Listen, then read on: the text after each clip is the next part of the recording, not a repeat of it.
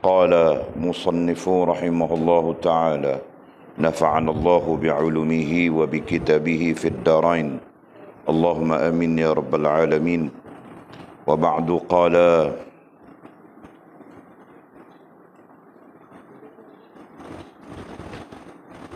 sampai di mana? Sampai di mana, Mizi? Di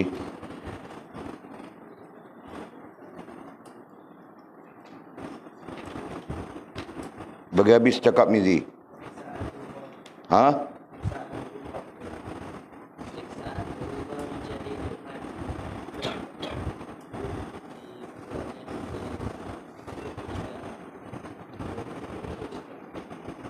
Di mana? Kau bila Walid tanya di mana, kau bangun tunjuk bah. Aduh. Jangan buang masa bah.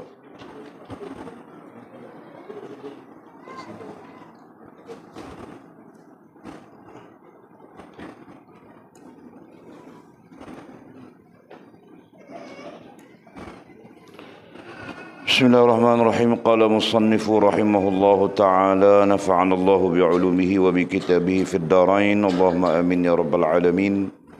Wa ba'du qala, kita baca balik daripada awal paragraf. Pakaian itu dikenakannya kepada batinnya, kemudian kepada hatinya, kemudian kepada anggota badannya, sehingga semua itu diselubungi oleh pakaian yang kasar. Maka datanglah tangan belas kasihan, tangan kasih dan kenikmatan yang merubah semuanya kerana siraman itu, menanggalkan dirinya dari pakaian kegelapan dan memindahkannya kepada pakaian kegembiraan. Siksaan berubah menjadi nikmat, kebencian berubah menjadi kegembiraan, ketakutan berubah menjadi keamanan, jauh berubah menjadi dekat, manakala miskin berubah menjadi kaya. Wahai hamba, ambillah bahagianmu dengan jalan zuhud, bukan dengan jalan kegembiraan. Orang yang makan sambil menangis akan mempunyai hikmah yang berbeza dengan orang yang makan sambil tertawa. Makanlah semua bahagianmu itu sementara hatimu sentiasa bersama Allah. Maka engkau akan selamat daripada kejahatannya. Jika engkau memakannya dari tangan tabib, maka hal itu adalah lebih baik daripada engkau makan sendiri atau makan sendiri akan sesuatu yang tidak engkau ketahui asal usulnya, sesuatu yang akan mengeraskan hatimu. Amanah, yakni titipan, akan hilang dari sisi kamu, dan kasih sayang akan musnah dalam pergaulan kamu. Hukum syarak adalah amanah bagi kamu yang telah kamu tinggalkan dan kamu khianati. Celakalah kamu jika kamu tidak memegang amanah itu. Jika kamu tidak memegangnya, maka air mata akan turun daripada kedua-dua belah matamu dalam waktu dekat. Jalan itu berada di tangan dan kakimu, sementara Al-Haq menutup pintu rahmatnya terhadapmu. Diturunkannya kekerasan dan kesombongan ke dalam hati makhluknya terhadap kamu, serta menghalang semua makhluknya untuk memberi kepadamu dan mentaatimu. Peliharalah kepalamu terhadap Tuhanmu. Takutlah kepada siksaannya, kerana siksaannya itu amat pedih. Dia menyiksamu dengan apa yang sudah diamanahkannya kepadamu, dari kesihatanmu, kejahatanmu, dan kesombonganmu. Takutlah kamu kepadanya, kerana ia adalah Tuhan langit dan bumi. Peliharalah kenikmatan yang dikurniakannya dengan syukur. Terimalah perintah dan larangannya dengan mendengar dan mentaatinya. Terimalah kesulitan dan cobaan itu dengan sabar, serta hadapilah kemudahan itu dengan syukur. Dan alhamdulillah kita sambung lagi pengajian kita daripada kitab Fathur Rabbani, rujuk kepada majlis kedua, dan kita sedang berada di muka surat 21. Terakhir adalah kita berbincang tentang pakaian kerohanian, ya kan? Kita berbincang tentang pakaian rohaniah, yang mana daripada perspektif Al-Quran, pakaian rohaniah itu dengan nama taqwa. Seperti mana firman Allah Subhanahu wa taala, "Wa libasut taqwa dzalika khair." Pakaian yang terbaik bagi kita adalah taqwa. Dalam arti kata yang lain, taqwa perlu menjadi pakaian kepada batin ai rohaniah kita. Jadi mursyid kita Maulana Abdul Qadir Jailani rahimahullah ta'ala secara langsung bercakap ataupun mengajak kita tentang apa yang perlu kita pakai dalam kehidupan kita. Apa yang perlu kita pakai dalam kehidupan kita secara rohaniahnya. Jadi pakaian yang kita pakai ini bukan secara jasmaniahnya saja. Kalau jasmaniahnya pun kita perlu kepada pakaian yang elok, pakaian yang baik, pakaian yang sempurna dan sebagainya. Maka demikian juga dalam perkara rohaniah. Nah, kita perlu kepada pakaian yang bersifat rohaniah, yang sempurna, yang baik. Maka pakaian bagi rohaniah,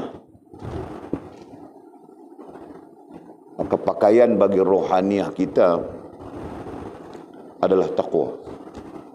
Pakaian yang terbaik bagi rohaniah kita adalah taqwa. Tinggal lagi taqwa ni subjektif, sangat subjektif.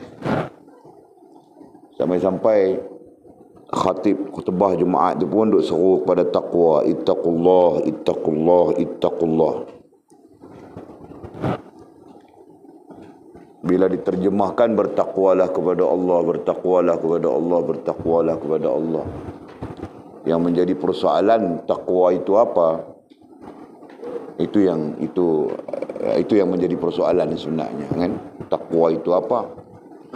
Nah, kita mengandaikan tak semua orang faham takwa itu apa. Nah, oleh kerana tak faham takwa itu apa, seruan tinggal seruan. Seruan itu tinggal seruan. Sama ada Allah menyeru pun tinggal seruan, Nabi menyeru pun tinggal seruan. Nah, apalagi kita yang menyambung seruan itu pun akhirnya tinggal seruan. Melainkan orang yang menyahut seruan itu tadi adalah orang yang faham apa itu takwa, ya kan? Nah, kita telah pun menjelaskan bahawa takwa itu berdiri di atasnya 9 sifat. Ini kita ulang sebutlah sebab kita nak cantum dengan ke ayat sekejap lagi tu. Yang kita sambung mengaji. Takwa berdiri di atasnya 9 sifat.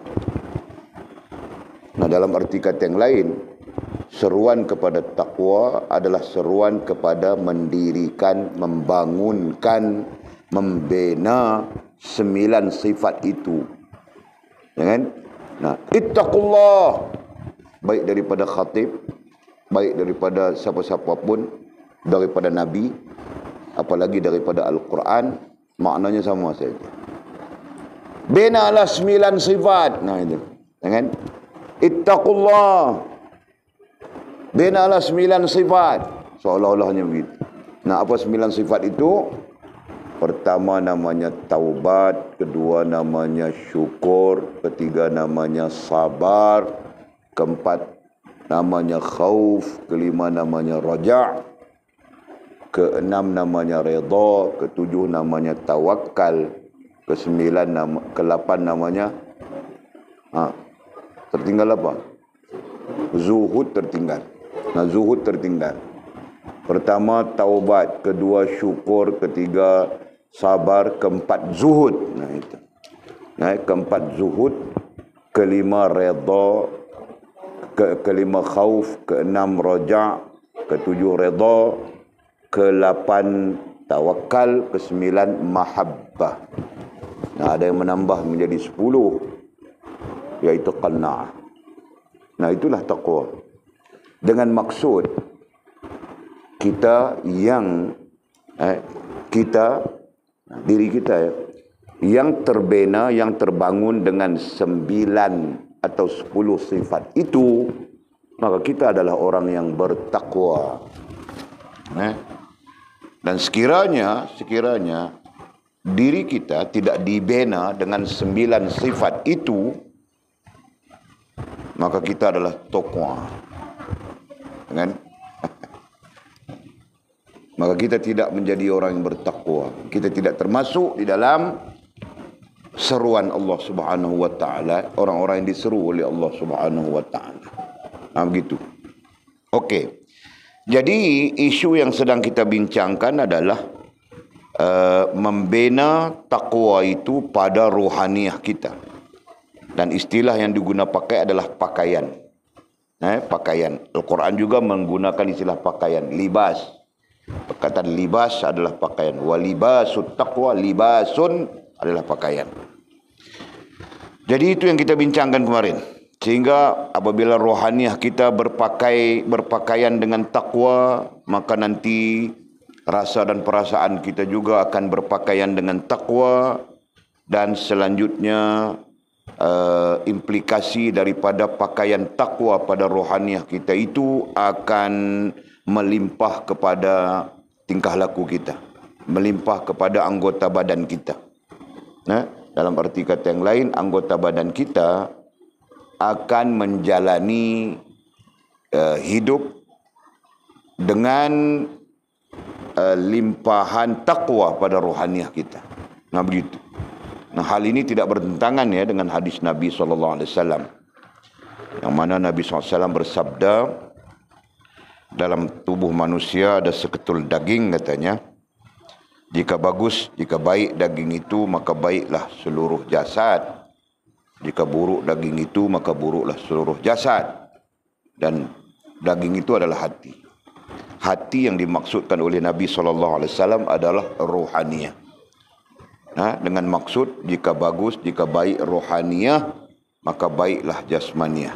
Jika buruk rohaniah, maka buruklah jasmaniah. Jadi secara ilmunya jelas kepada kita, setiap kita yang perlu diperbetulkan, yang perlu di-repair, yang perlu diperbaiki adalah rohaniah.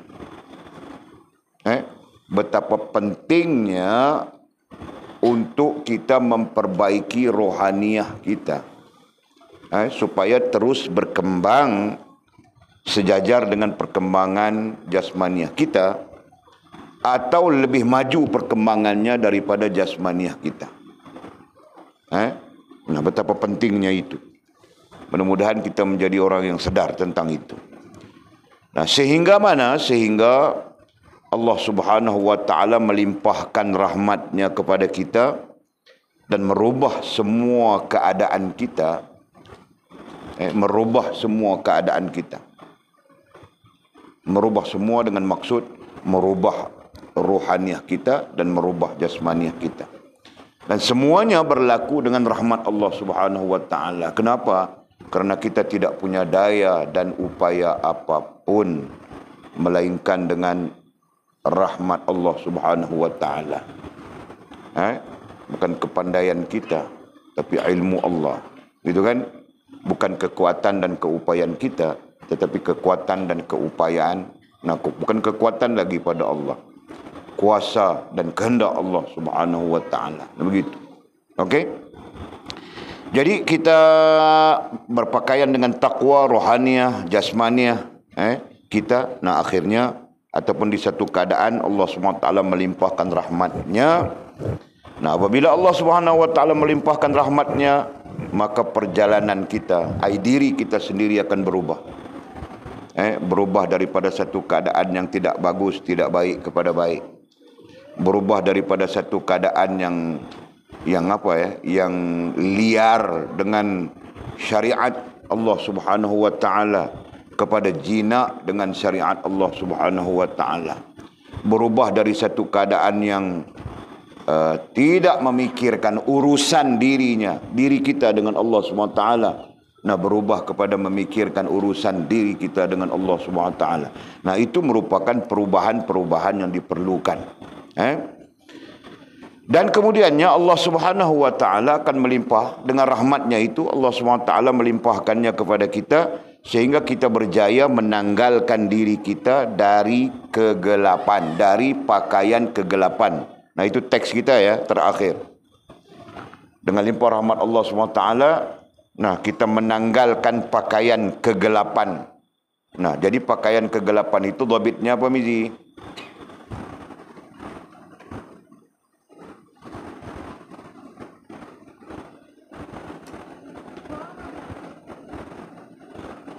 Bah, mau cari dhabit saja. 5 minit masa. Kau buta sudah mata? Apa?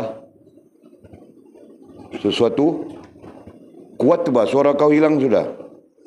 Kuat.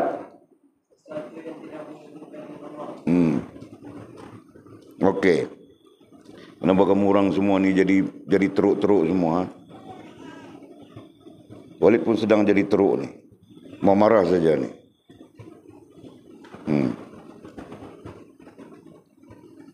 Mana tadi? Pakaian kegelapan. Pakaian menanggalkan darinya pakaian kegelapan, kejahilan. Tambahan. Kejahilan ya. Nah, Allah Subhanahu wa taala dengan rahmatnya akan menanggalkan pakaian kejahilan, kegelapan, kejahilan yang selama ini kita pakai tapi kita tidak sedar. Nah, itu tambah di sana, tambah babitnya. Walaupun kita bincang sudah kemarin itu hari. Nah, satu hal ya, sama ada kita sedar atau tidak. Nah, kejahilan itu berlaku tanpa kita merasakan kita jahil. Nah, itu satu bahaya besar sebenarnya, kan? Satu bahaya yang sangat besar. Jahil tapi tidak sedar yang jahil. Masya Allah, kan?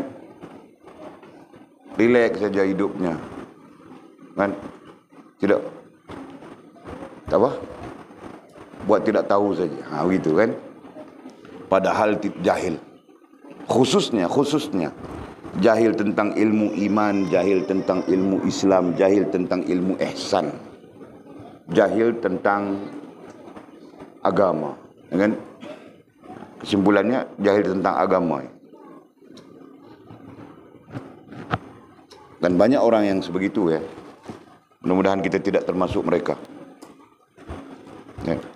Mudah-mudahan kita termasuk, kita dilimpahkan rahmat oleh Allah Subhanahu wa taala dan menjadi sebahagian daripada orang-orang yang menanggalkan pakaian kegelapan.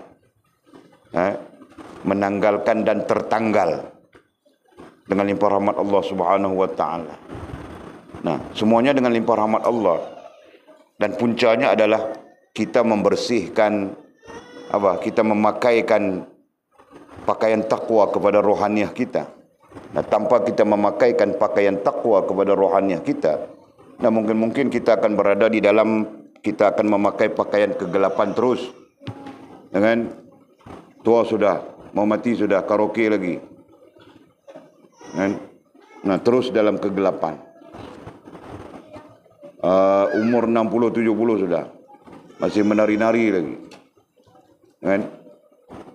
Nah, jadi contoh, itu contoh kita sebutkan. Okey. Dan memindahkannya kepada pakaian kegembiraan, dan memindahkannya kepada pakaian kegembiraan artinya Allah buang, Allah cabut daripada kita kejahilan dan memindahkan kita kepada pakaian, memindahkannya memindahkan kita kepada pakaian kegembiraan. Nadabit, pada kegembiraan. Nadabit apa sebelumnya? Kegembiraan.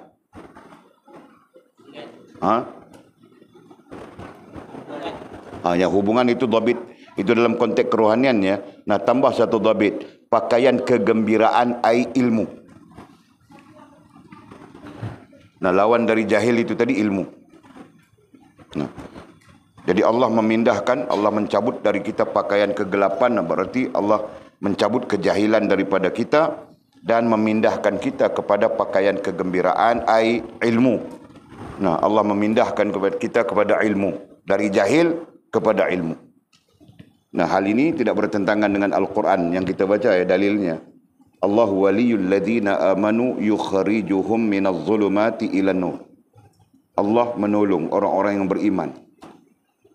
Allah memberikan, menolong. Nah, macam-macam terjemahan di sana.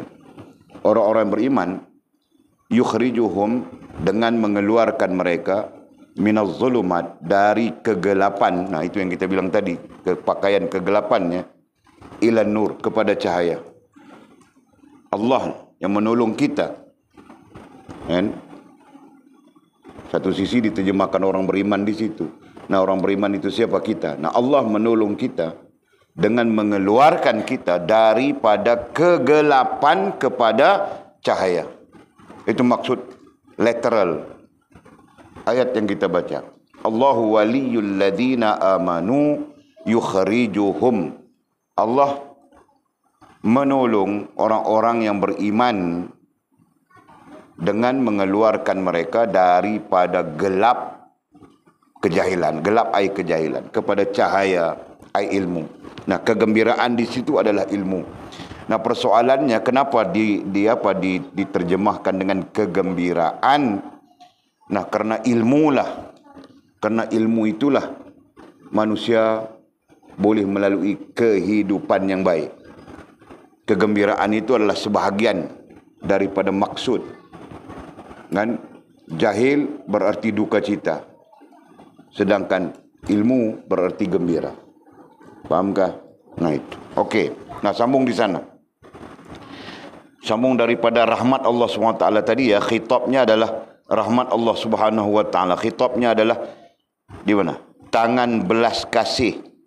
Maka datanglah tangan belas kasih, tangan kasih dan kenikmatan yang kita aikan dengan rahmat Allah Subhanahu wa taala.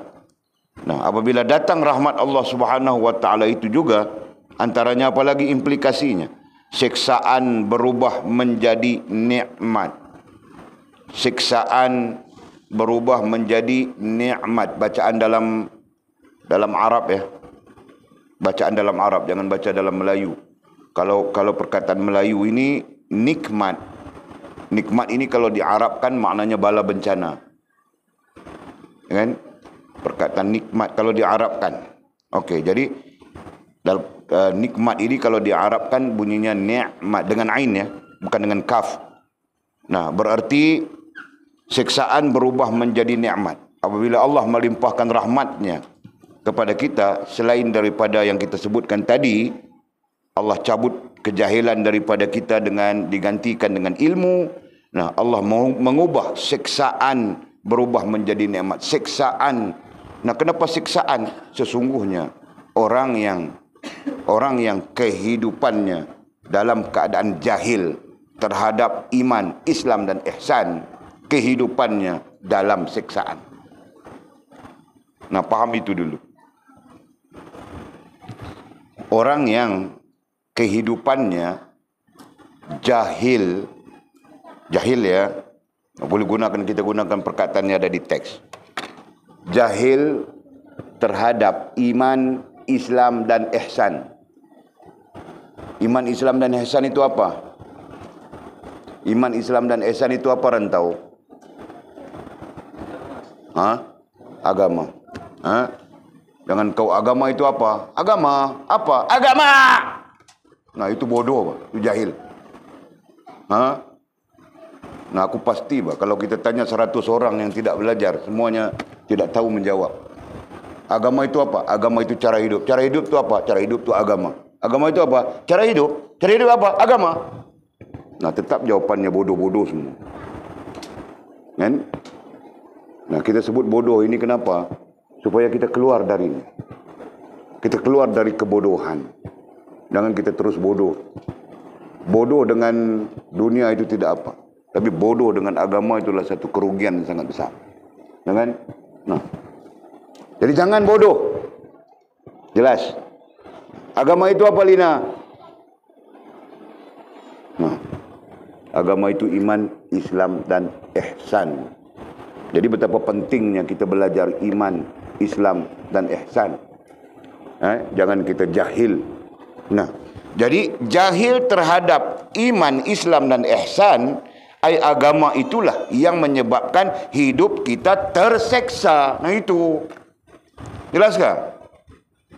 Orang yang jahil dia terhadap agama atau terhadap iman, Islam dan ihsan, maka hidupnya terseksa. Sama ada kita sedar atau kita tidak sedar. Hidup orang yang jahil terhadap iman, Islam dan ihsan, hidup mereka terseksa. Sekejap lagi kita belajar seksaannya bentuk apa. Tapi kita andaikan dulu ya, kita sebut dulu. Salah satunya seksaan. Tidak ada pegangan.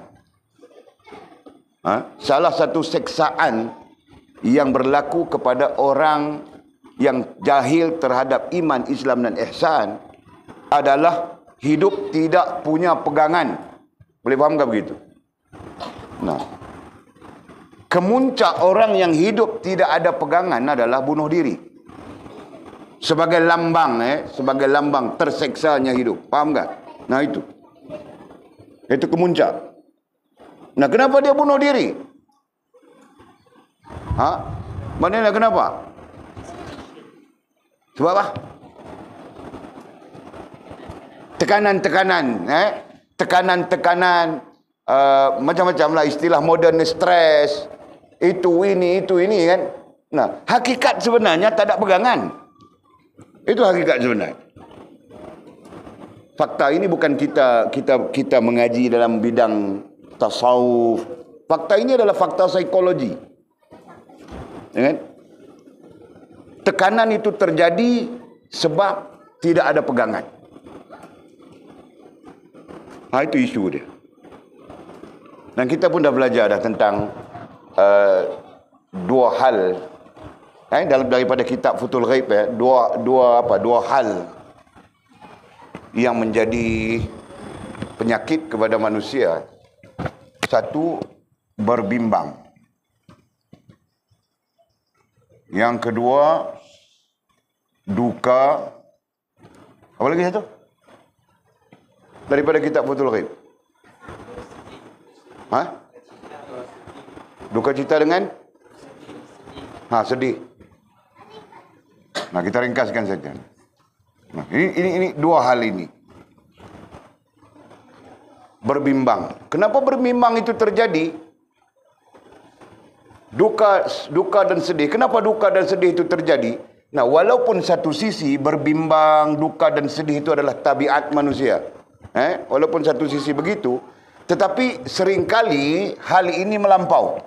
Seringkali hal ini berbimbang dan duka sedih ini melampau.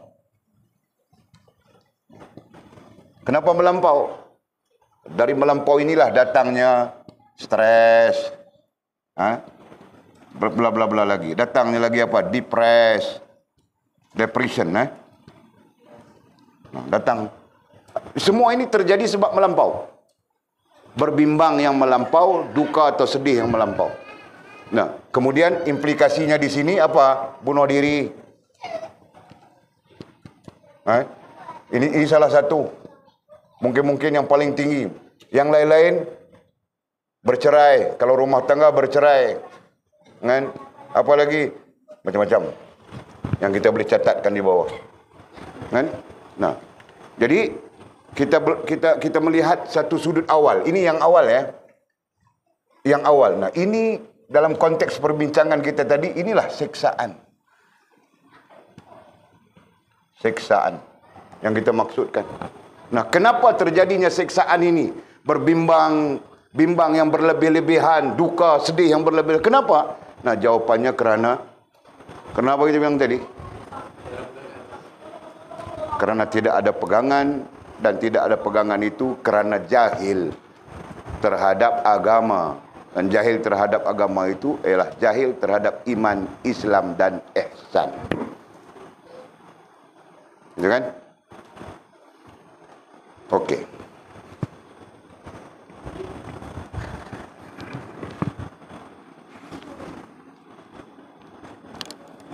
Jadi itu bilang siksaan tadi. Siksaan berubah menjadi nikmat.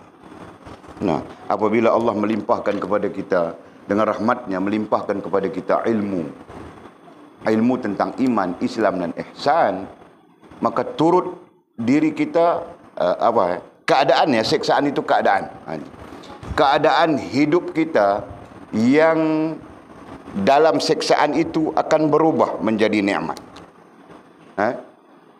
Hidup kita yang dalam siksaan itu akan berubah menjadi nikmat. Faham tak? Nah, Walid hidup 50 tahun lebih sudah.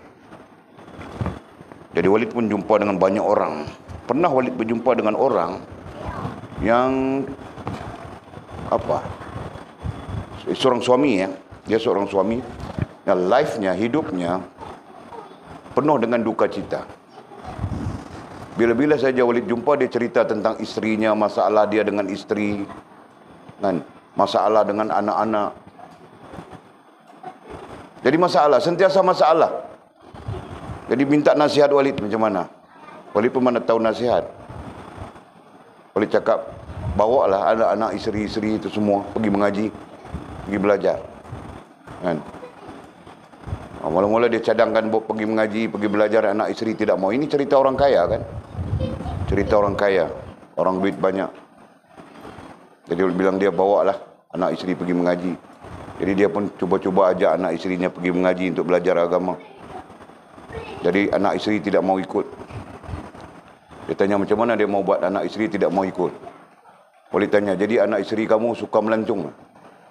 Melancong mau, suka sangat melancong.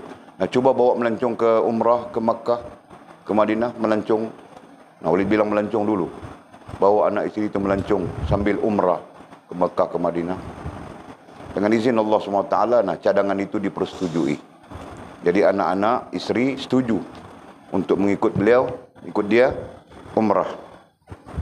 Ketika dalam umrah, waktu umrah itulah Walid bilang dia, kau ajarkan ini, kau cerita tentang ini, cerita tentang ini, cerita tentang ini, kau bercakap tentang ini kepada anak isteri kau.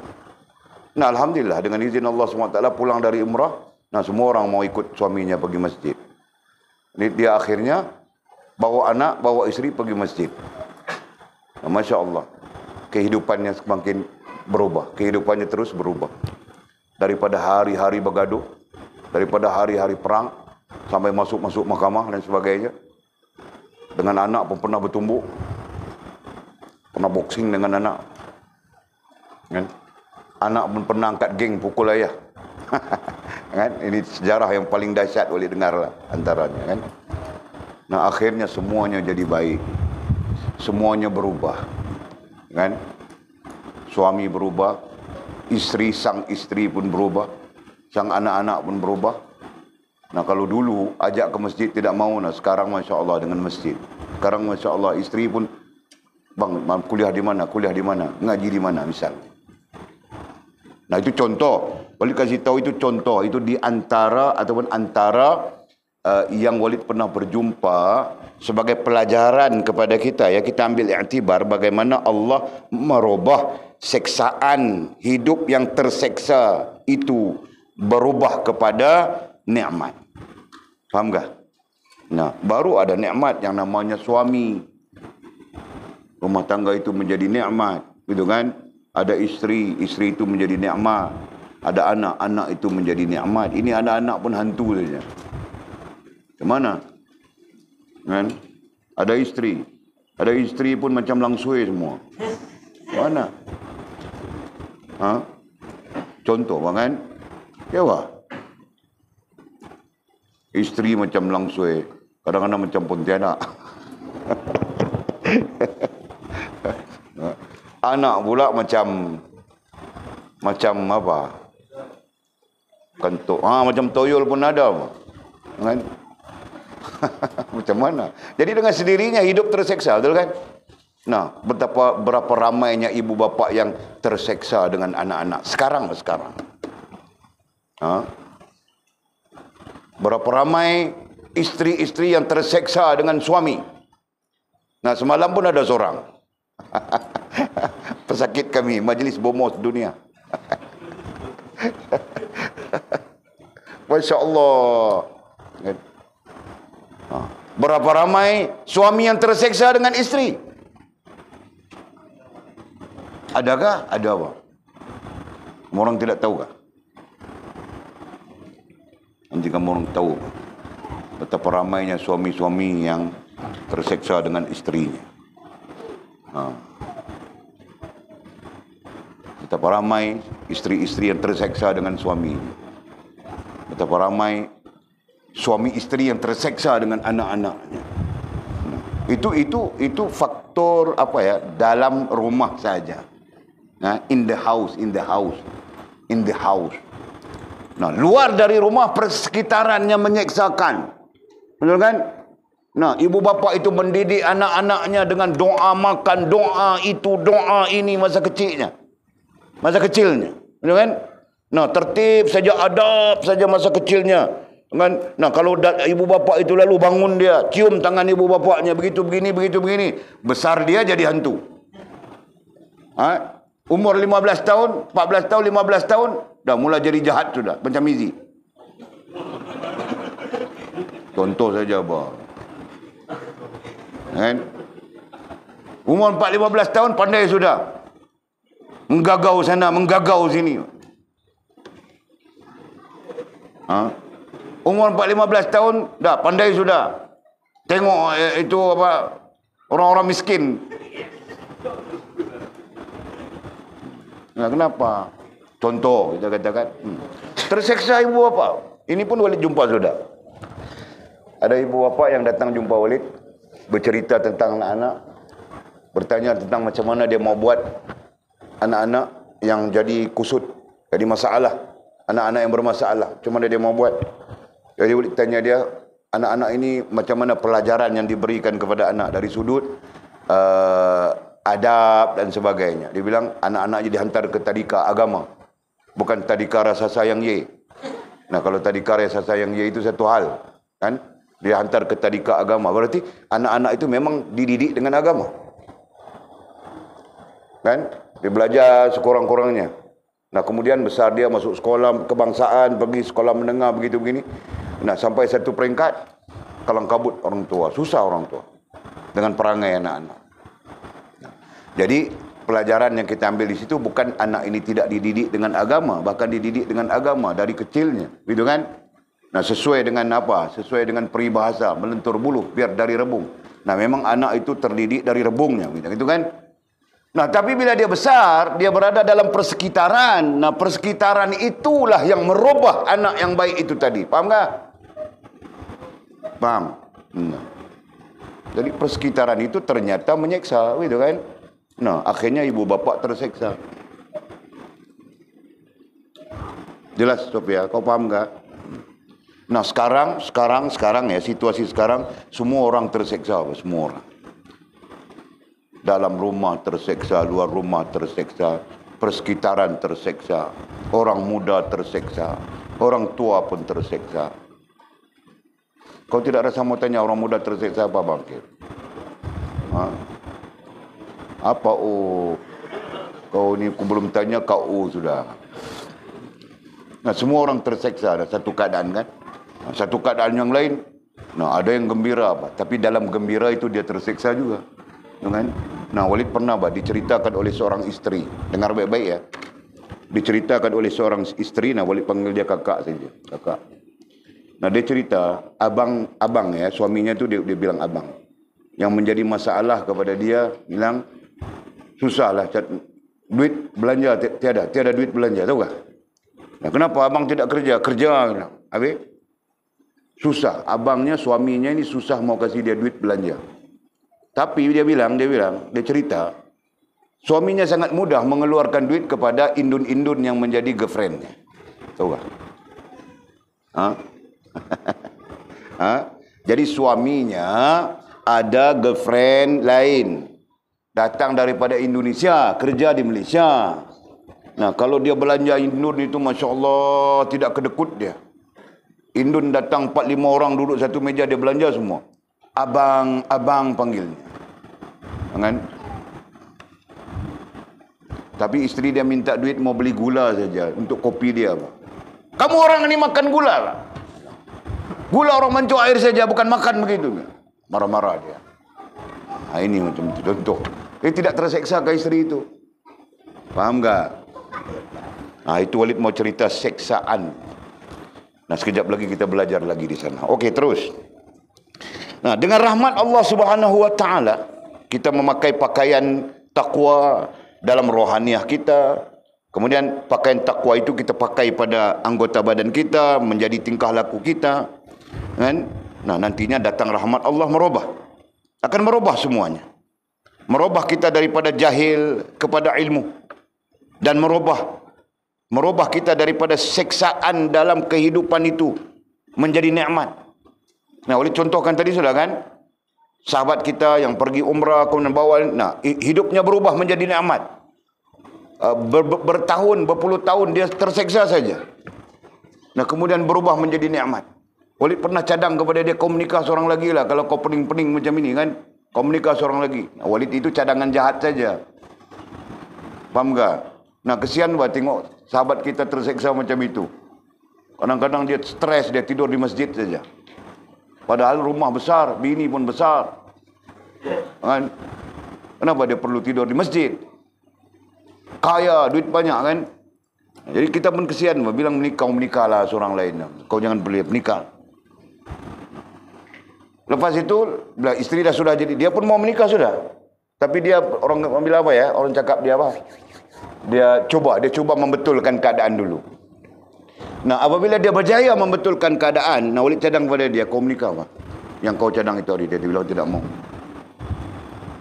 Dia bilang, aku merasakan hidup baru, seperti baru. Tahu tak? Merasakan bukan seperti baru, seperti hidup semula, bilangnya begitu. Nah, berarti dia merasakan nikmat, betul kan? Kalau sebelumnya terseksa saja dia, isteri pun terseksa, anak pun dia menyebabkan dia jadi terseksa. Nah, tiba-tiba hal itu berubah. Nah, berubah itu menjadi nikmat bagi dia. Faham tak? Nah, suruh dia menikah pun dia tidak mau. Kan? Contohnya begitu. Masya Allah. Nah, Walid mau cerita tentang nikmat itu tadi, supaya kita faham. Jadi apabila kita hidup dalam keadaan jahil agama itu apa? Jahil iman, Islam dan ihsan. Nah, kita akan terseksa hidup. Siapapun bahkan, siapapun akan terseksa. Okey, kemudian katanya, termasuk lagi implikasi kepada pakaian takwa itu, kebencian berubah menjadi kegembiraan. Nah, apabila yang kita hadapi daripada awalnya seksaan menjadi nikmat, nah, sudah tentu kebencian akan berubah menjadi kegembiraan, sudah tentu kan? Anak benci kepada bapa. Nah, apabila berubah, sayang dia kepada bapa, menjadi kegembiraan bahkan. Kan? Suami benci kepada isteri, isteri pun benci kepada suami bah, ketika menjalani hidup penuh seksa yang kita ceritakan tadi. Nah, apabila berubah, suami menyayangi istrinya, istrinya menyayangi suaminya. Nah, kan? Faham tak? Nah, bagus pak. Sampai ketua abang saja panggilnya. Ini boleh anak satu saja, Bapak Hang. Ha? Jangan biar sampai ketua nanti kamu panggil apa? Sila. Pada Jamal kau panggil apa? Kau jangan sekali-kali menggunakan istilah Jamal. Ku tahu kurotan kau. Panggil dia apa? Abang. Sampai ke mati. Tahu tak? Atau lebih bagus dari itu, abang sayang. Ha, sila. Faham tak? Sampai ke mati apa? Jangan kau abahang, ayah kau. Apa lagi? Ha? Pak hang, pak kau. Jangan. Nanti ada orang Indon kah, Filipin kah, abang dia panggil pada suami kau. Nah itu jam. Hati lelaki ni dia cair dengan hal macam itu, kau tahu kah? Ha? Faham sila? Faham semua orang bah. Kau pun serupa betul. Ha? Pas kau pun serupa juga bah. Dengar kah? Kau bilang tidak dengar. Kau buat-buat tidak dengar Okey. Nah, kebencian berubah menjadi kegembiraan. Apa saja yang menjadi kebencian? Nah, siksaan kan, dalam keadaan siksa yang tumbuh adalah kebencian siapapun. Betul? Dalam keadaan stres, tekanan, siksaan, kita istilahkan siksaan saja. Nah, yang tumbuh nantinya adalah kebencian. Benci itu, benci ini, semuanya jadi benci. Anak benci ayah, anak benci mak, ibu ayah. Sampai-sampai ibu ayah pun mungkin benci anak. Nah, kita pun ada sudah kan? Kamu orang tidak tahu. Kemarin kah? Kemarin dulu kah? 2 hari lepas, 3 hari lepas. Ada orang Sungai Petani saja telefon Walid. Mau bagi Walid anak. Walid tanya umur berapa? 21. Walid terkejut bah. Mula-mula Walid excited saja. Mau kasih tahu mamamu bah. Ada orang mau kasih anak, mau kah? Sebab Walid ingat baby saja.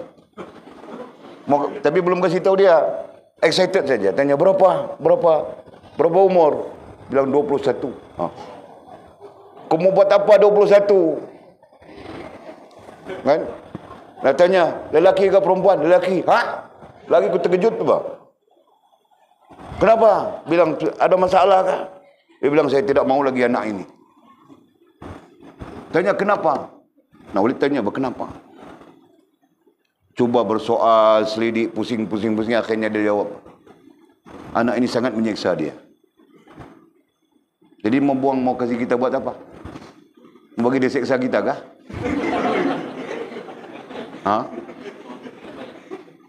Nah, kamu orang pun ku tersiksa sudah. Kan? Belum lagi yang mau datang mau siksa aku. Kamu orang saja aku tersiksa sudah. Tapi alhamdulillah, walaupun aku tersiksa dengan kamu orang, ada yang menghiburkanku. Jangan tanya ya. Okey. Nah, kebencian berubah menjadi kegembiraan. Yang kita benci, yang kita marah, yang kita tertekan, yang kita stres, begitu begini. Nah, akan berubah menjadi kegembiraan. Contoh. Nah, Walid kasih contoh. Kalau kamu orang mungkin bertanya contoh. Balik kepada cerita kawan Walid yang bawa istrinya umrah tadi. Gitu kan? Nah, dia ajak istrinya ke masjid. Ajak anaknya ke masjid. Agak-agak anaknya stres atau tidak? Anak dan istrinya. Faham tak? Faham tak cerita itu? Si ayah ini mengajak istrinya dan anaknya ke masjid. Ayahnya mungkin tidak stres sebab dia memang mau ajak anaknya dan istrinya ke masjid untuk mengaji. Si anak dengan istri tadi itu stres atau tidak? Nah, stres bah. Ajak ke masjid. Kalau ajak karaoke, dia tidak akan stres. Ajak melancong, dia tidak stres. Ajak bershopping, dia tidak stres. Tapi bila ajak ke masjid, mau mengaji, mau belajar, nah semestinya anak dan maknya tadi itu stres, betul kan? Nah, itu contoh. Kan? Jadi terkait dengan yang kita mau sebut itu. Sama saja kan? Faham tak? Faham tak, Makil? Kau kena faham cerita dulu. Penceritaan itu kena faham. Baru kau tidak macam orang mabuk ketom. Kau tahu tak? Belum minum lagi? Kau simpan kah? Ada stok? Okey. Bagus. Okey. Nah, sambung. Ketakutan berubah menjadi keamanan. Nah, ini yang kita belajar kemarin dalam Futhul Ghaib. Jangan ketakutan berubah menjadi keamanan. Nah, termasuk rahmat Allah SWT. Ketakutan. Nah, itu yang kita sebutkan. Ketakutan kita pakai ini saja. Yang kita bimbang, yang kita duka, yang kita sedih. Nah, itu ketakutan. Kan? Berubah menjadi keamanan. Kemarin kami membincangkan tentang ayat Allah Subhanahu wa taala. وَلِيُبَدِّلَنَّهُمْ مِنْ بَعْدِ فَوْخِهِمْ amna. Surah apa? Surah An-Nur ayat berapa? An-Nur ayat 55. Nah, kami berbincang tentang ayat itu kemarin. Allah melimpahkan rahmatnya kepada orang-orang yang bagus, orang-orang yang baik hubungan, orang-orang yang menjaga hubungannya dengan Allah Subhanahu wa taala. Nah, Allah Subhanahu wa taala melimpahkan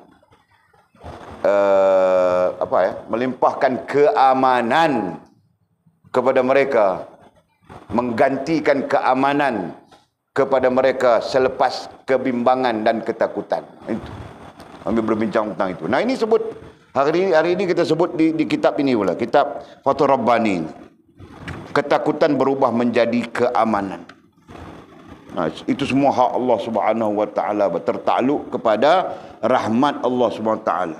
Nah, apabila Allah memberi kita rahmat, maka Allah merubah sesuatu yang kita takut, kita bimbang, kita risau, nah termasuk duka, sedih dan sebagainya, kepada keamanan. Dalilnya apa? Nah, kita baca tadi surah An-Nur ya. Surah An-Nur ayat 55. Ayat itu panjang. Nah, ambil di waliyubaddilannahum min ba'di khawfihim amna. Dan kami akan gantikan kepada mereka. Waliyubaddilannahum, baddala yubaddilu, kan? Waliyubaddilannahum, dan kami akan gantikan kepada mereka. Mim ba'di, selepas daripada apa yang mereka takuti. Mim ba'di khawfihim, selepas daripada apa yang mereka takuti, bimbangi, risau, tertekan, stres, whatever semakna dengannya. Amna, dengan keamanan. Nah, itu. Jadi terkait dengan ayat itu ya, ketakutan berubah menjadi keamanan. Dhabit saja di kitab kamu orang, surah apa tadi? Surah An-Nur ayat 55. Nah, supaya kita tahu di sini ada dalil Al-Quran.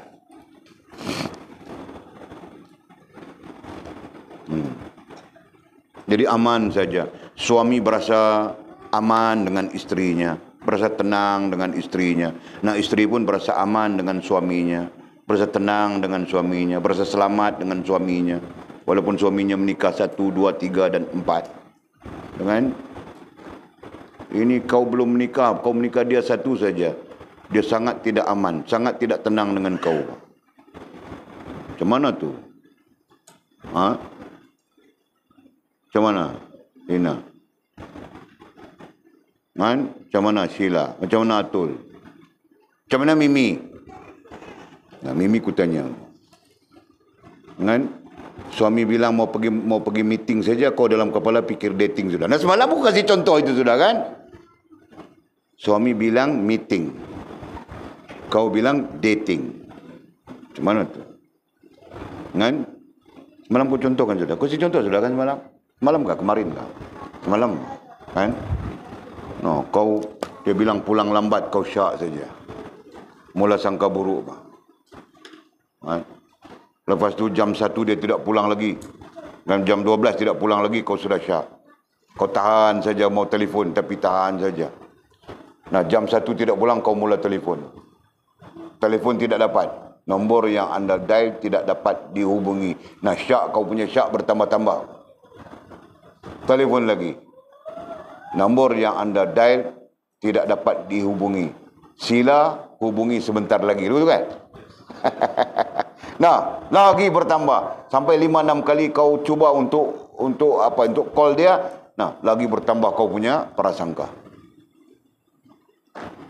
Akhirnya betul bah, kau mula kau apa ya? Kau mula flashback. Kau mula reverse. Kau punya pikiran tu ke belakang. Ada sesuatu yang mengesyaki. Ada. 3 hari yang lalu kau pernah tercium satu bau wangi di pakaian dia. Dan ternyata wangian itu bukan daripada rumah. Bukan yang dia beli di rumah, yang disimpan di rumah. Mesti ada perempuan lain yang dia peluk. Nah, kau pikir begitu sudah. Kan? Kau pun telefon tidak dapat nak kau syah. Kau rancang sudah.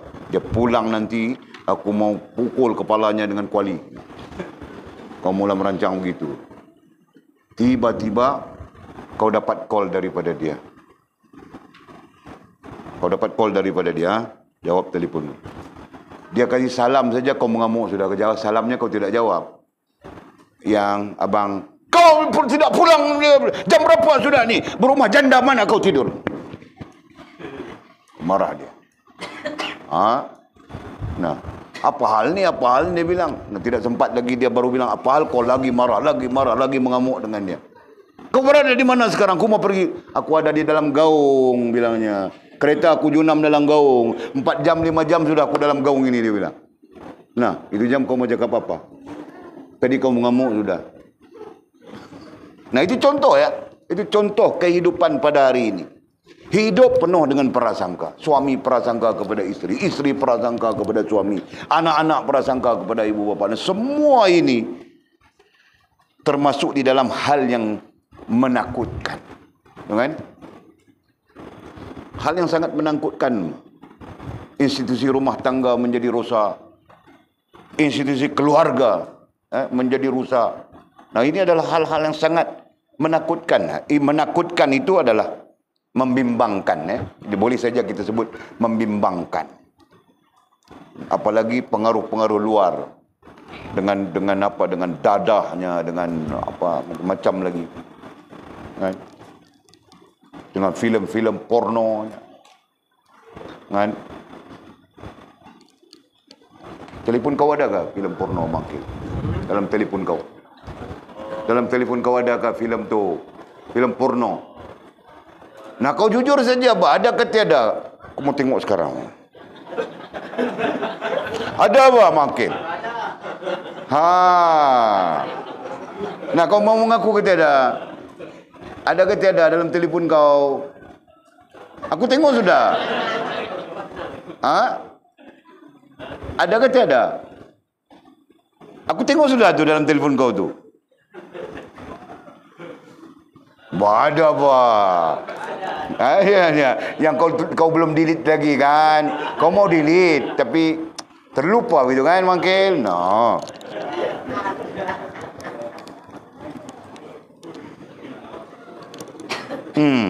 Jadi ketakutan semua. Allah, ya Allah. Okey, itu contoh ketakutan. Nah, Allah SWT dengan rahmatnya melimpahkan rahmatnya kepada orang-orang yang memakaikan pada rohaniahnya pakaian takwa. Nah, Allah melimpahkan sesuatu yang ditakuti, dibimbangi akan berubah menjadi aman. Itu. Nah, dalilnya ayat kita bacakan tadi. Selanjutnya, jauh berubah menjadi dekat. Jauh berubah menjadi dekat. Apa? Nah, boleh contohkan lagi. Ada orang, dia boleh kayuh basikal satu hari 30 km, 40 km. Dia setting. Minggu ini dia mau buat 60 km. So dia setting. Hari pertama 30 pergi balik. Hari kedua 40 pergi balik. Hari ketiga 50 pergi balik. Nah, sampai endingnya 7 hari seminggu itu, 3 hari terakhir itu 60 km. Hari-hari 60 km pergi balik. Boleh, sangat hebat. Dia pun sihat, segar bugar. Kalau kita sembang dengan dia, kenapa aku ini? Oh, ini untuk kesihatan kita. Kita kena cergas. Sebagai seorang lelaki, kita kena cergas. Kenapa? Karena kita adalah tulang belakang kepada rumah tangga, bla bla bla bla bla bla. Untuk cergas, kita kena kayu basikal 60-70 km sambil kita minum tongkat Ali, dia bilang begitu. Jangan. Nah, belum tentu masjid yang dekat dengan rumahnya itu tidak sampai 1 km. Tidak sampai, Pak. Tidak sampai. Masjid dengan rumahnya tak sampai 1 km. Tak sampai. Bahkan azan masjid tu dia sentiasa dengar saja. Dia tidak dapat pergi. Faham tak? Faham tak? Nah, dia boleh kayuh basikal susah payah 60 km. Masjid dekat dengan rumahnya tidak sampai pun 1 km. Dia tidak boleh menghadirkan diri. Faham tak? Nah, itu contoh yang kita sebutkan tadi. Jauh berubah menjadi dekat. Nah, itu bermaksudnya. Dalam arti kata yang lain, masjid itu menjadi sangat jauh baginya. 60 km yang perlu bersusah payah itu menjadi sangat dekat baginya. Faham tak? Takut tak nanti suami kamu orang macam itu? Nah, bukan ku doa kau Faz. Aku bimbang saja. Sebab itu aku bilang, jangan kau suka-suka Facebook punya lelaki pun kau suka. Nanti kena Bangladesh nanya saja kau. Bangladesh pun tidak apa lagi, boleh tahan lagi tu. Mat Negro, mat Afrika tu kau tahu tak? Aku takut itu. Okey. Lebih baik Mizi daripada mat Afrika itu, kau tahu kau? Bas? Nah, makanya jangan kita marah-marah Mizi. Biarlah dia mau jahat ke, dia mau apa ke. Okey. Manakala miskin berubah menjadi kaya, termasuk rahmat Allah Subhanahu wa taala pada orang yang memakaikan rohani hanya dengan takwa dan seterusnya. Nah, Allah melimpahkan yang miskin berubah menjadi kaya. Bukan dari sudut hartanya, tapi dari sudut jiwanya. Faham tak? Apalagi kalau kita melihat dari perspektif Nabi kita SAW. Nah, kaya itu bukan berada di harta. Kaya itu bukan berada di harta benda. Hanya manusia-manusia, orang-orang yang jahil menilaikan kekayaan itu pada harta benda. Adapun orang-orang yang berilmu tidak pernah menilaikan kekayaan itu pada harta benda. Orang-orang yang berilmu menilaikan kekayaan itu dengan ilmu. Betul kan? Ilmu itulah kekayaan. Kenapa? Karena ilmulah yang mencetuskan, yang menjadi cetusan kepada apa saja yang kau inginkan di atas muka dunia ini. Nah, kalau kau bodoh saja, kutip tung sampah saja. Nah, kau jahil, bodoh, tidak ada ilmu, macam mana kau akan mencapai yang namanya harta benda? Ya kan? Pun begitu ya. Jangan kita pandang apa? Jangan kita pandang remeh. Ya. Keling botol, tahu tak keling botol? Tahu keling botol? Kau tahu sila keling botol? Tidak tahu. Kalau sebelah Sabah itu orang panggil apa? Sebelah Sabah orang panggil apa? Keling botol. Keling botol ini orang panggil apa? Besi buruk. Besi buruk, toke besi buruk. Barang buruk. Adakah di Sabah? Kenapa tidak ada kan? Ada apa? Nah, kalau kami di sini, dulu semua orang India saja yang buat kerja itu. Nah, sekarang India tu jadi jutawan semua. Kan? Apa? Jalan Sekerat tu nama apa yang jutawan tu? Veerapan. Veerapan India. Dulu beli botol, masuk kampung naik motor saja beli botol. Itu sejarah Veerapan. Depan Veerapan tu Subramaniam, sama saja. Nah, sekarang dia jutawan. Antara jutawan orang India yang jutawan, dia Veerapan. Namanya Veerapan. Nah, itu dia pun terjumlah bodoh, Veerapan itu tidak sekolah langsung. Kalau dikira dari segi sejarah, dia tidak sekolah langsung. Berarti tidak ada ilmu pengetahuan. Nah, dia jadi jutawan. Macam mana? Sejarah yang dia lalui itu menjadi ilmu baginya. Faham tak? Nah, 10 tahun dia kerja kutip botol. Nah, 10 tahun itulah dia belajar macam mana mau jadi kaya dengan cari botol, sampah, besi dan sebagainya. Faham tak? Nah, itu. Sebab itu kita bilang tadi, ilmu Kekayaan duduk ada pada ilmu. Dan dengan ilmu itulah kau mau jadi kaya, kau mau jadi apa, kan? Jadi kita faham daripada teks kita, manakala miskin berubah menjadi kaya, nah itu salah satu maknanya. Kan? Jiwanya menjadi kaya, jiwanya menjadi mencukupi. Nah itu. Sebab itu dari perspektif kerohaniannya, dari sudut kerohaniannya, kaya itu adalah mereka yang zuhud. Kaya itu adalah mereka yang zuhud. Kebetulan kita sedang bercakap sifat zuhud. Mursyid kita Maulana Abdul Qadir Jalani rahimahullah ta'ala mau mengajar kita hidup perlu ada sifat zuhud. Nah itu maksudnya. Jadi kita kaitkan dengan zuhud itu adalah kekayaan dalam konteks kerohanian. Sedangkan tidak zuhud ataupun tidak mencukupi, tidak memadai ataupun tidak memadai apa yang ada, nah itu tidak zuhud.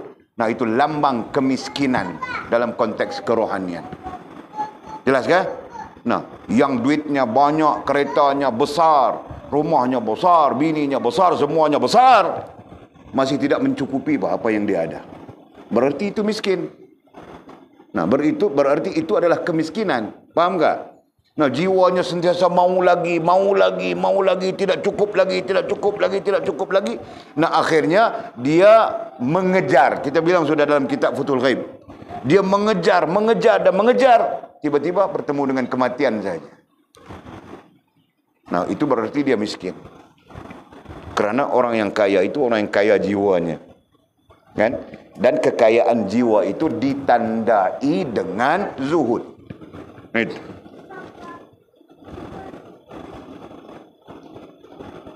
Nah, ini berarti apa ya? Berarti kalau kita duit tidak banyak pun kita boleh kaya makil. Iya, asal jiwa kita zuhud. Ya kan?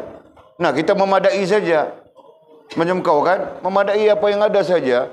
Nah, malam kau datang mengaji. Ada mengaji siang kau datang mengaji. Belajar, zikir. Nah, pulang pondok sana kau tutup pintu pondok. Semua rapat-rapat kau tutup supaya orang tidak boleh intai kau. Kau zikir. Betul kan? Makil kan? Kan?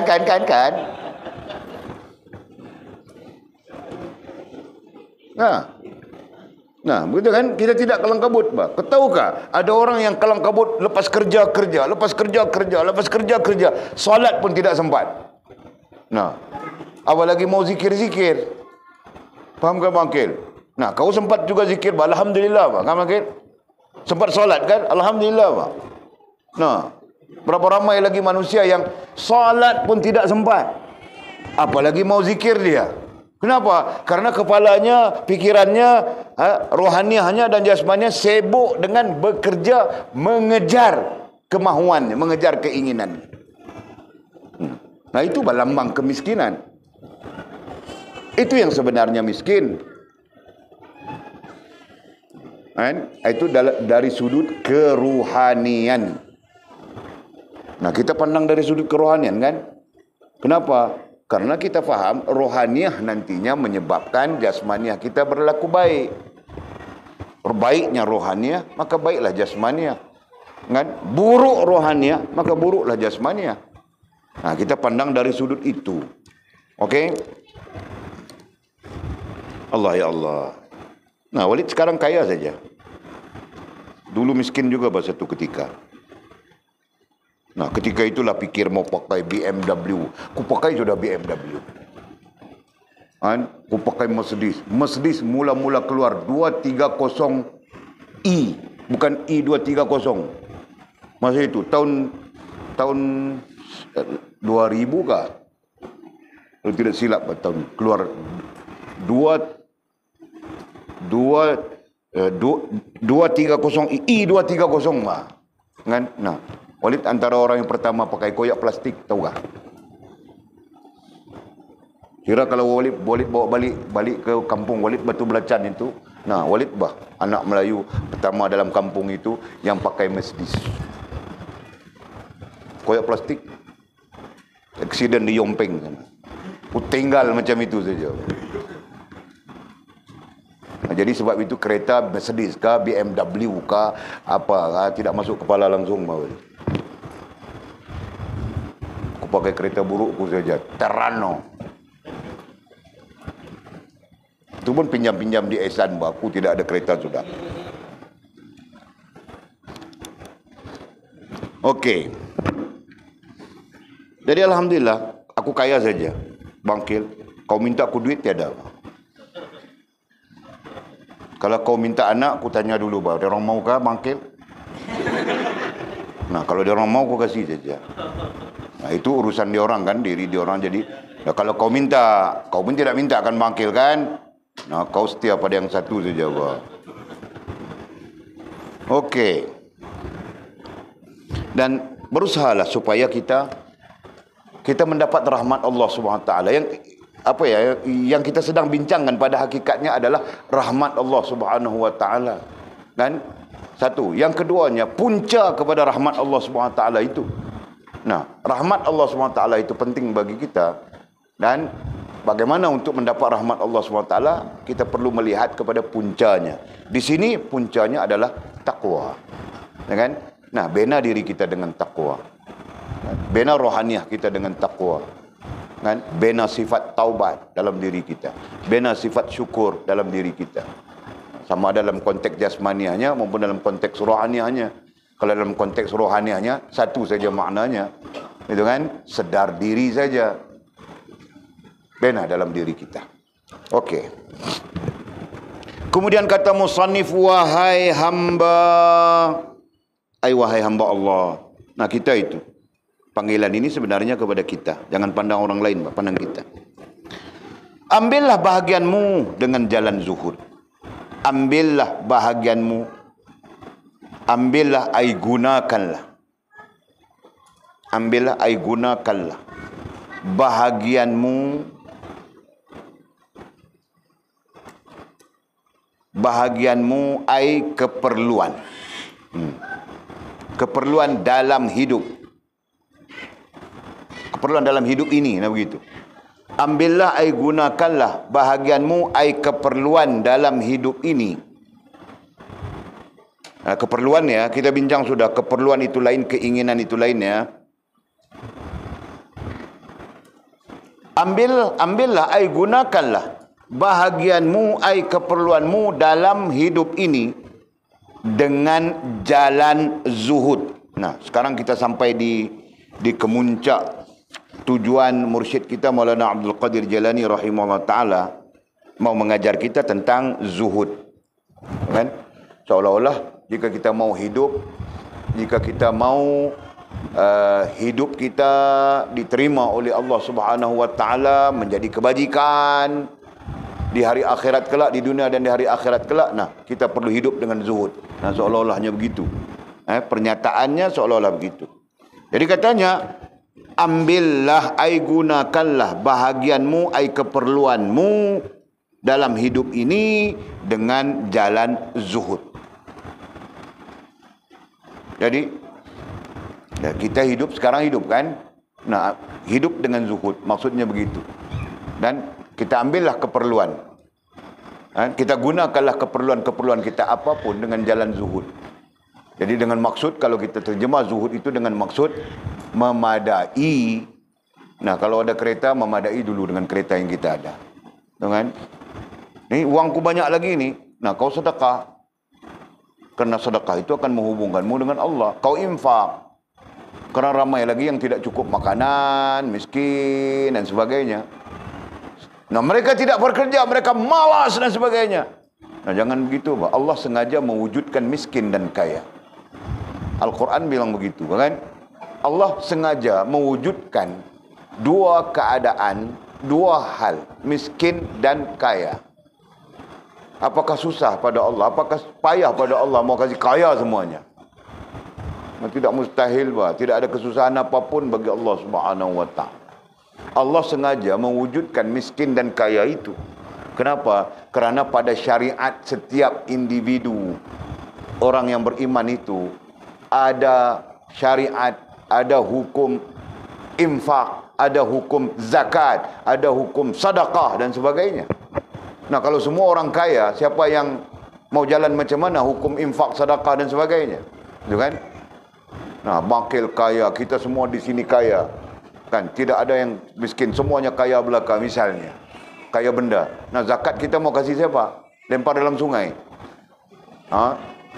Nah, contohnya begitu, kan?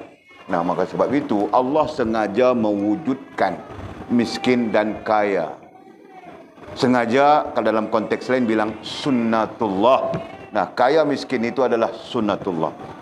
Sebab itu kau tidak boleh menghapus kemiskinan.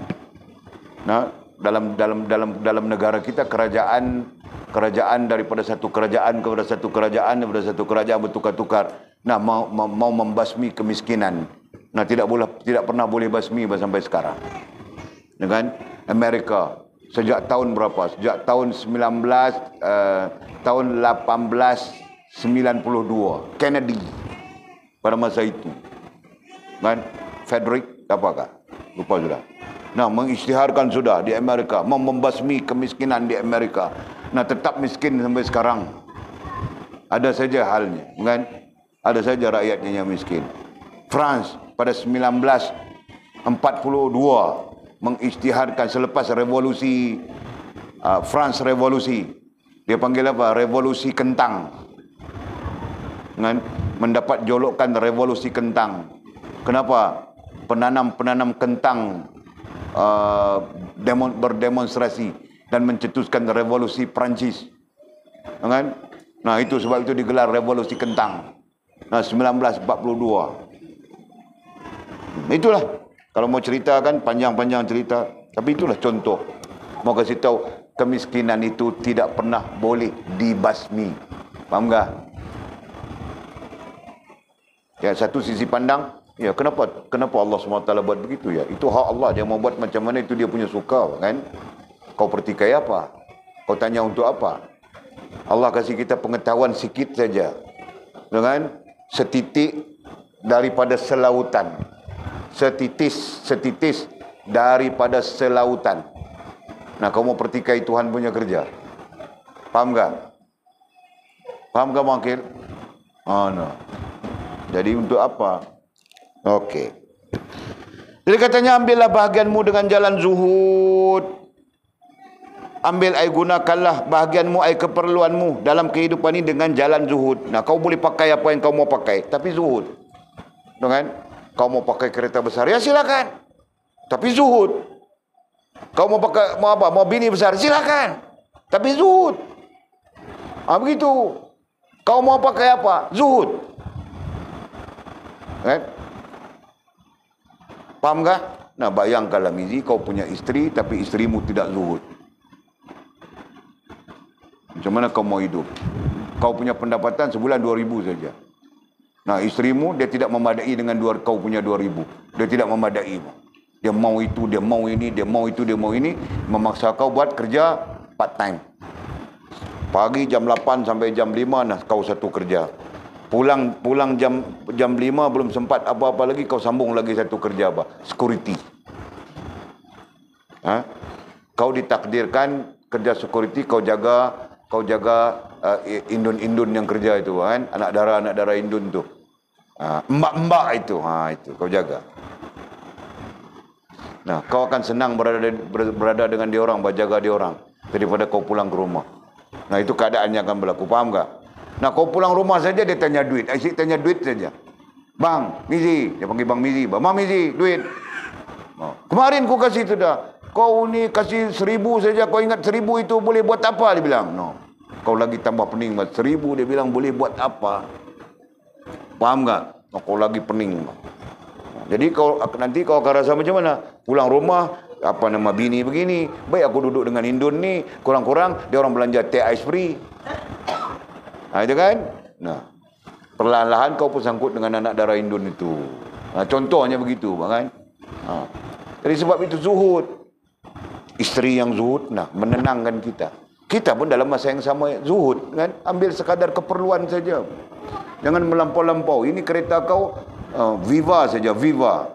Beli pun 15,000 saja. Tapi kau pasang sound system sampai 30,000. Ini bukan zuhud lagi, ini zahud. Kan? Buat apa? Contoh.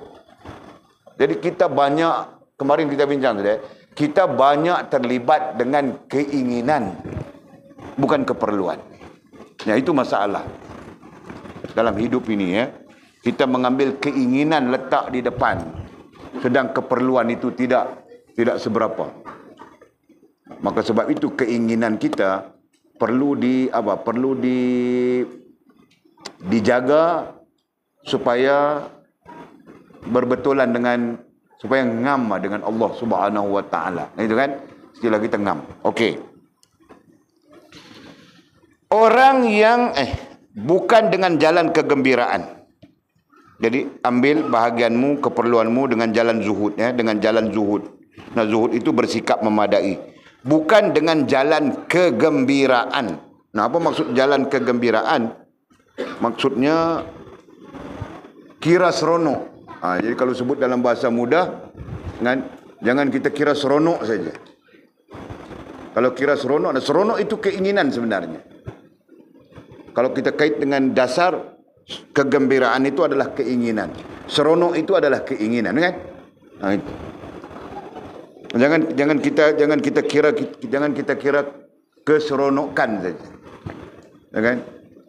Faham okey? Nah. Jadi memadai bah kita pakai proton kan, dari Sepitang mau ke masjid saja. Dari kampung ikan puyuh itu mau ke masjid Sepitang. Nah, bukan jauh bah bangkil. Jadi proton cukup bah. Oh tidak, proton pintunya katup bunyi kelepang. Jadi kau mau macam mana? Aku mau katup punyanya gedegup. Jadi kerana kau inginkan yang tutup pintunya bunyi gedegup. Nah, kau bulan pertama kau okey bah bayar. Bulan pertama kau bayar 1,200. Bulan-bulan kan, bayaran bulan kan, kau ambil keluar Mercedes bah, BMW kah. Nah, bulan pertama kau bayar 1,200. Bulan kedua kau masih lagi boleh bayar bah, kerana kau bajet sudah. Bulan ketiga kau sedikit cirit bah, berak cirit. Nah, bulan keempat kau berak keluar kapur. Tahu kah bangkil? Nah, itu contoh.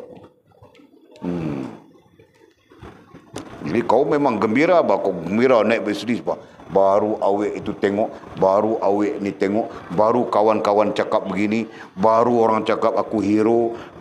Nah, kau fikir begitu saja. Nah, itu bahagian daripada keseronokan. Kita belajar sudah daripada kitab Futhul Ghaib.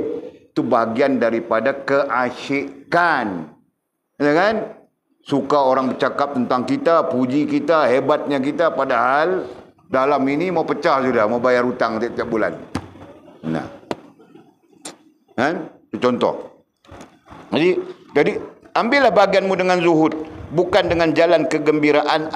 Seronok, suka, syok. Nah, jangan kerana itu. Nah, kerana suka, kerana seronok, kerana syok, nak memuaskan keinginan diri. Nah, akhirnya jadi beban segala. Jadi payah segalanya, kan? Okey. Orang yang makan sambil menangis. Nah, ini apa? Ini kiasan ya, majas. Orang yang makan sambil menangis akan mempunyai hikmah yang berbeza dengan orang yang makan sambil tertawa. Nah, dikiaskan. Ambil bahagian keperluan hidup kita dengan jalan zuhud. Dikiaskan dengan orang yang makan sambil menangis dengan orang yang makan sambil ketawa. Dikiaskan begitu. Hakikatnya mau menjelaskan tentang zuhud itu. Nah, orang yang makan sambil ketawa, sambil seronok maksudnya. Kan sama dengan makna yang kita sebutkan tadi. Ambil keperluan itu dengan syok, dengan seronok. Sama saja maksudnya. Berbeza dengan orang yang makan sambil menangis. Jadi kenapa perlu makan sambil menangis? Nah, ini majas. Bilang tadi sudah majas, kiasan. Nah, orang yang makan sambil menangis itu sudah tentu dia memikirkan sesuatu dan mendekatkan dirinya dengan sesuatu. Berbeza dengan orang yang makan sambil seronok. Seronok. Kan? Nah, dia tidak memikirkan, bahkan tidak mendekatkan dia dengan apapun. Itu maksudnya. Jelaskah? Kiasan itu perlu jelas. Jadi kalau kita kaitkan, orang yang makan sambil menangis itu zuhud. Jadi dia akan mempunyai hikmah. Dia melihat kebesaran Allah Subhanahu wa taala. Dia melihat keagungan Allah Subhanahu wa taala. Dia melihat rezeki yang dilimpahkan oleh Allah SWT dengan penuh kesyukuran dan sebagainya. Berbanding dengan orang yang makan sambil ketawa. Seronok. Nah, dia lupa bersyukur kan. Nah, itu contoh. Okey. Makanlah semua bahagianmu itu katanya. Makanlah semua bahagianmu. Kenapa bahagianmu? Makanlah sama saja dimajaskan dengan ambillah, gunakanlah, sama saja. Walaupun dia fokus istilahnya makan ya. Makanlah, ambillah, gunakanlah semua bahagianmu. Semua bahagianmu. Kenapa bahagianmu? Kerana Allah Subhanahu Wa Taala telah memperuntukkan untuk setiap orang, setiap nyawa, kullu nafs, setiap nyawa bahagiannya untuk hidup. Allah Subhanahu Wa Taala sudah menentukan dan menetapkan bahagian setiap nyawa untuk kehidupan. Nah, melainkan mati saja. Nah, Allah mematikan bangkil. Nah, bahagian-bahagiannya pun habis sudah. Contoh bangkil, kau jangan fikir ya, nanti kau stres pula. Nah, sabar saja, Pak. Nah, kita lihat saja orang yang mau meninggal itu, akhir-akhirnya dia habis sudah. Kalau makanan misalnya yang ditetapkan oleh Allah kepada dia, nah, Allah akan habiskan dulu, Pak. Rezeki yang telah ditetapkan untuk dia itu, ini. Nah, akhirnya Allah ambil. Dalam konteks yang mudah faham, kalau makanan, nah dia tidak boleh makan sudah.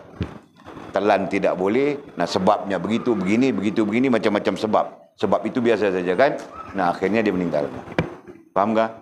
Nah, jadi itu bahagian maksudnya. Makanlah, ambillah, gunakanlah bahagianmu itu. Sementara, maksudnya, gunakanlah bahagianmu itu cara mana yang kau mau gunakan. Bentuk mana yang kau mau gunakan. Hal apa yang kau mau gunakan, perkara apapun yang kau mau gunakan. Silakan, ambillah. Itu bahagianmu.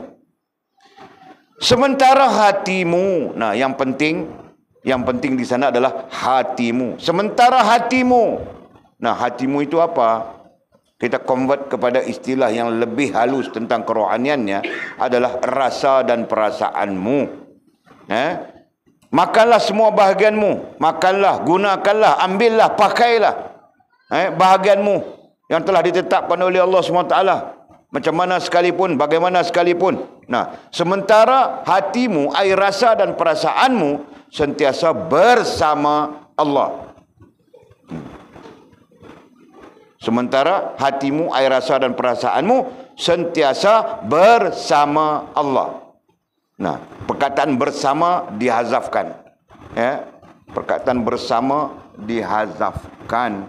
Pakai perkataan di dalam Allah. Nah, ada nilai ilmiah, ada fakta ilmiah di situ yang kenapa kita sebut di dalam Allah. Kenapa kita tidak sebut bersama. Nah, kalau ada yang tidak faham, sila kemukakan pertanyaannya. Walid, kita mengajar sudah tentang bersama itu maknanya apa, dalam Allah itu maknanya apa, dengan Allah itu maknanya apa. Okey. Makanlah semua bahagianmu itu, makanlah, gunakanlah, ambillah, pakailah semua bahagianmu itu. Sementara hatimu, air rasa dan perasaanmu sentiasa dalam Allah. Nah, nantinya kalau kita faham dalam Allah, kita mau perkataan dengan Allah pun tidak apa. Itu. Jangan bersama saja. Maka engkau akan selamat. Maka engkau akan selamat daripada kejahatannya. Nah, apabila hati kita, air rasa dan perasaan kita sentiasa dalam Allah, sentiasa dalam Allah, maka engkau akan selamat daripada kejahatannya. Nah, kita akan selamat daripada kejahatan apa yang kita ambil, apa yang kita pakai, apa yang kita guna. Daripada bahagian kita. Kita akan selamat. Kenapa? Apakah dalam bahagian kita itu mempunyai kejahatannya? Ya. Kejahatannya apabila ia tidak menghubungkan kita dengan Allah Subhanahu Wa Taala. Padahal itu bahagian yang Allah Subhanahu Wa Taala tetapkan untuk kita. Tapi di sana terjadi kejahatan disebabkan dia, disebabkan ia. Nah, begitu. Nah, kenapa terjadi kejahatan? Sebab apa kita bilang tadi? Sebabnya kita tidak pakaikan kepada diri kita pakaian takwa. Nah, itu. Faham ke? Kita tidak pakaikan pada diri kita pakaian takwa, ataupun berujuk kepada paragraf yang kita baca ni, kita tidak zuhud.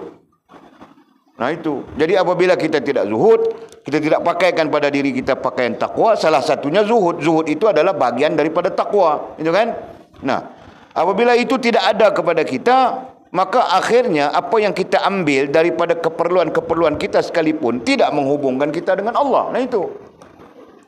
Nah, kita contohkan yang kita ambil daripada keperluan-keperluan kita itu telefon. Nah, kerana kita tidak zuhud, kerana kita tidak takwa, nah, telefon tidak menghubungkan kita dengan Allah Subhanahu wa taala. Nah, contoh begitu kan, mangkil kan? Nah, telefon menghubungkan kita dengan maksiat, masya-Allah. Telefon menghubungkan kita dengan game, masya-Allah. Telefon menghubungkan kita dengan orang-orang miskin yang tidak berpakaian, masya-Allah. Jauh lebih daripada itu, telefon menyebabkan kita berdosa di dalam diam. Aku pinjam kau punya ayat rantau. Nah, kan? Nah, berarti apa? Berarti ternyata telefon itu tidak menghubungkan kita dengan Allah. Kenapa? Nah, itu persoalannya. Kenapa? Semestinya kita tidak menghubungkan, rohaniah kita tidak dibangunkan dengan takwa, dengan pakaian takwa. Semestinya begitu. Jelaskah? Allah, ya Allah, mudah-mudahan Allah mengampunkan kita. Dan ini di antara kalimat yang sangat merisaukan kita, ya. Jadi apa yang kita ambil, apa yang kita pakai, apa yang kita gunakan tidak menghubungkan kita dengan Allah. Sebaliknya membawa kita kepada kejahatan. Nah, jahat berdosa dalam diam tidak jahatkah? Kan? Melihat orang-orang miskin yang tidak berbaju, berpakaian tidak jahatkah? Nah, jahat Nah, jauh lebih buruk daripada itu apa? Tengok nombor rekor Magnum 4 digit. Nah, itu kan miss satu nombor aja kata bangkil.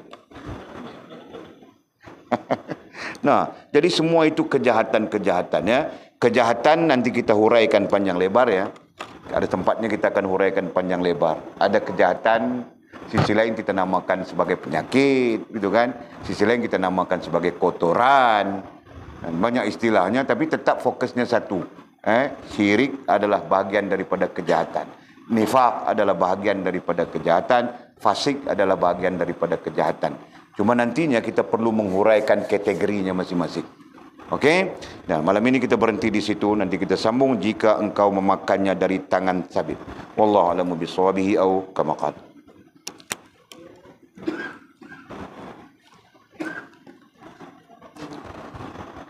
Allah 9.40 dah.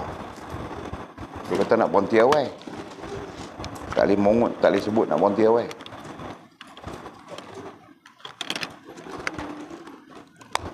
Allah alam, ada soalan kah? Kalau ada soalan pun kita tangguh 9.40 dah. Semua pakat lapak nasi, ya. Semua pakat lapak nasi dah, kecuali Walid seorang saja. Lapar nasi tak, Mizi? Lapar nasi? Tidak lapar? Oh, kau bagus.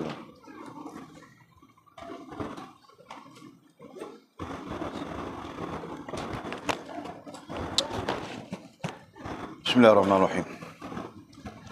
Alhamdulillahirabbil alamin wassalatu wassalamu ala asyrafil mursalin sayyidina Muhammad. Allahumma iftah lana futuhal arifin warzuqna fahman nabiyyin waj'alna min ibadikas salihin wal muttaqin. Allahumma hadina siratikal mustaqim siratal ladzina an'ama Allah minan nabiyyin was-siddiqin wasyuhada'i was-salihin. Allahumma rabbana iftah bainana وبين قومنا بالحق وأنت خير الفاتحين. اللهم أعنا على ذكرك وشكرك وحسن عبادتك. اللهم فقهنا في الدين وعلمنا التأويل. اللهم فقهنا في الدين وعلمنا التأويل. اللهم فقهنا في الدين وعلمنا التأويل. وصلى الله على سيدنا محمد وعلى آله وصحبه وبارك وسلم. Walhamdulillahi Rabbil Alamin. Taqabbalallahu wa minna wa minkum. Aqimis salah.